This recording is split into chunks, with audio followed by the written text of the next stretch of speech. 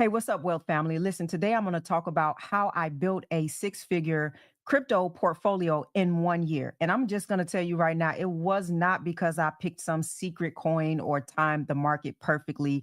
I'm just going to tell you straightforward. The reason why I was able to build a crypto portfolio that excelled six figures in 1 year is because I stopped eating out. That's it.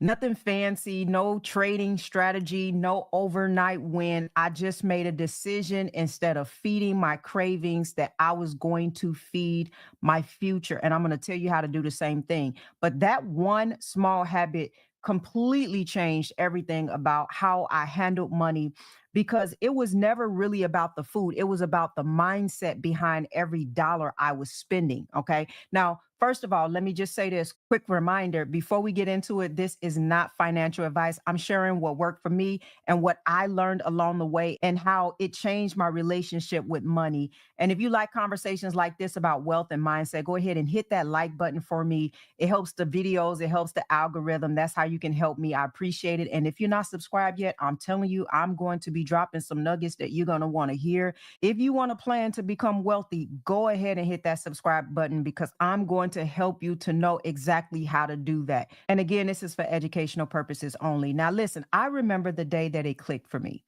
I remember looking back through my bank statements and I realized how much money I was spending eating out. I'm talking hundreds and thousands of dollars every single month. And listen, if you think that was a lot, man, I was also tipping real good. I'm usually the highest tipper when I walk into a restaurant. And I'm the kind of person that's going to bless the waiter, real good. So if I go out, I'm spending money on food and I'm tipping big. But really, all of that stuff just started to add up. And it hit me that, man, I was tipping more than I was investing.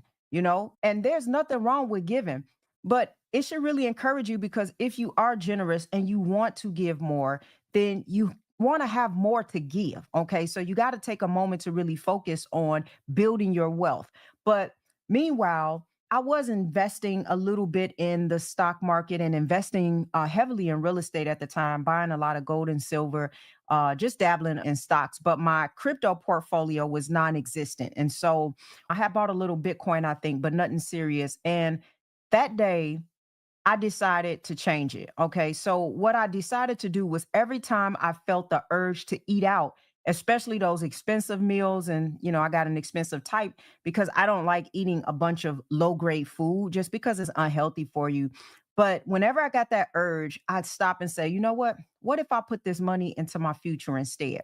So instead of putting a lot of money on dinner, I drop it into crypto. Instead of, dropping a couple of hundred on the weekend for eating out, I throw that 200 into Bitcoin or ETH. And I know it sounds small, but that's the point. Building wealth doesn't start with big money. It starts with big awareness. See, most of us don't have a money problem. We have a habits problem. We think we're broke, but really we're just spending unconsciously. And I know because I used to do it too. And it doesn't matter if you're already investing, there's probably still areas that you can improve in. And so if you don't start to analyze these areas, then you're going to be in what you call a financial autopilot. Wake up, scroll, spin, repeat, wake up, scroll, spin, repeat. And the dangerous part is it's going to feel normal to you. You're not even thinking, you're just doing. But I finally paused long enough to see my patterns. And I realized I wasn't lacking opportunity, I was leaking discipline. And that's the moment when I took my first real position in crypto, not because I had extra money, but because I finally learned how to redirect money that I was wasting. You know, once I started looking at my habits, I realized something even deeper. It wasn't about the food, it was about the comfort. Every time I'd go out to eat, it wasn't just because I'm hungry. Sometimes it might have been, but I really wanted a break. I wanted to feel good. I wanted a moment. And that's when I realized a lot of spending isn't logical, it's emotional. And that's what consumerism really is.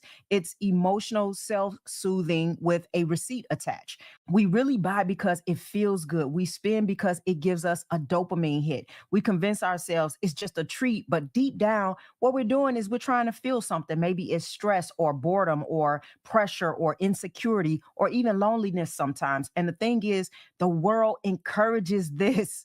Every single ad you see is designed to trigger emotion. They don't sell products, they sell feelings, belonging, beauty, importance. So we end up spending to become the version of ourselves we think will finally feel enough. But that pattern, that cycle of emotional spending literally wires your brain.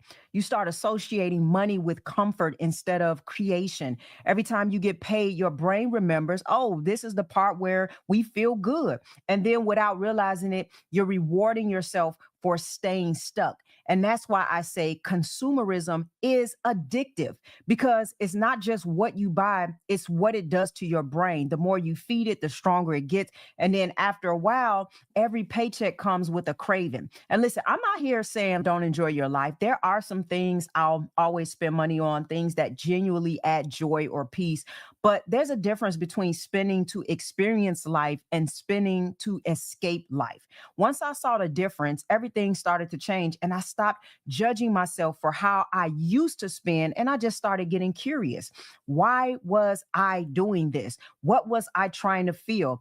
Because, see, when you can name that emotion behind your spending, you can finally change the pattern. And that's when you stop becoming a consumer and start becoming a creator, not just of money, but of discipline, freedom, and peace. So, there's a shift that needs to happen to rewire this happen. And once I realized what was really going on, I knew I had to make a change, not just a budget change, but a behavioral change. Because you can't out budget bad habits. You have to rewire them.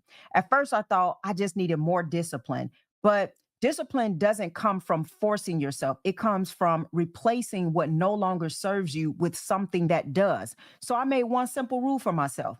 If I was about to spend money on something that would only make me feel good in a moment, I'd take that same amount and invest it into my future instead.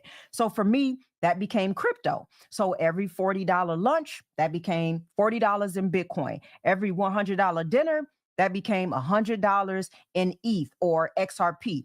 Every time I wanted to go out of habit, I turned that habit into an asset. And that's the thing. Wealth doesn't come from one big decision. It comes from thousands of small ones that compound over time. Most people think the key to wealth is more money, but the truth is, it is more intentionality. It's not about making more, it's about managing differently. Because if you can't manage $100, you're not going to magically manage $10,000. The pattern doesn't change with the amount, it changes with awareness. So I started tracking my spending and redirecting it.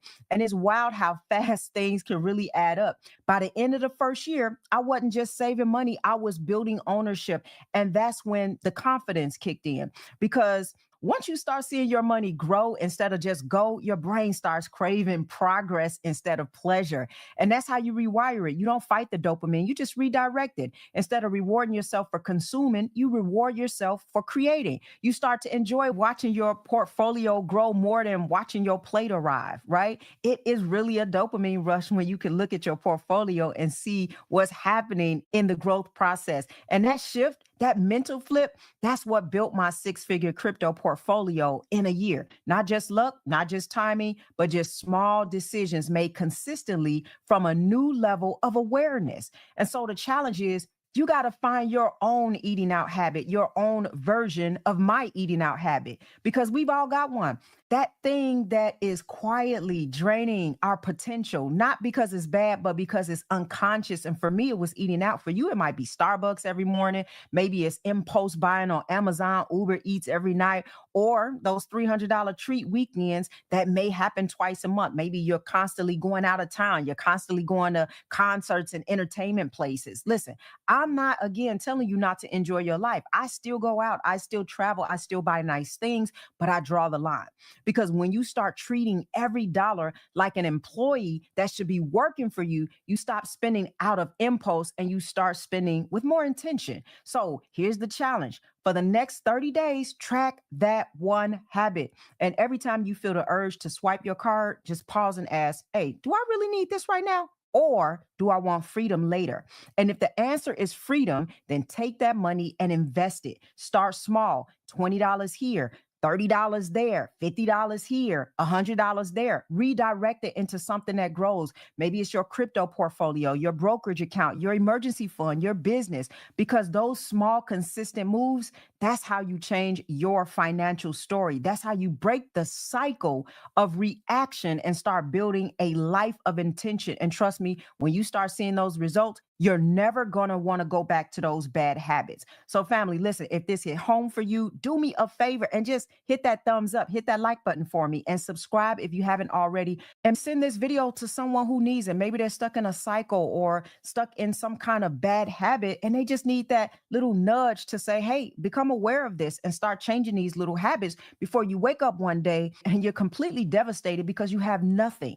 And with that being said, I want to hear from you. What is your eating out habit? What's the one thing that you can start cutting back on and redirecting towards your future? Please drop it in the comments. I love seeing how you all are growing and thinking differently about your money. And also, before you head out, make sure you check out the links in the description. We got some great resources down there. Our community link, if you want to connect with others who are serious about building wealth the healthy way. Plus, there's some educational programs and tools to help you grow your wealth IQ and become more financially confident and intentional.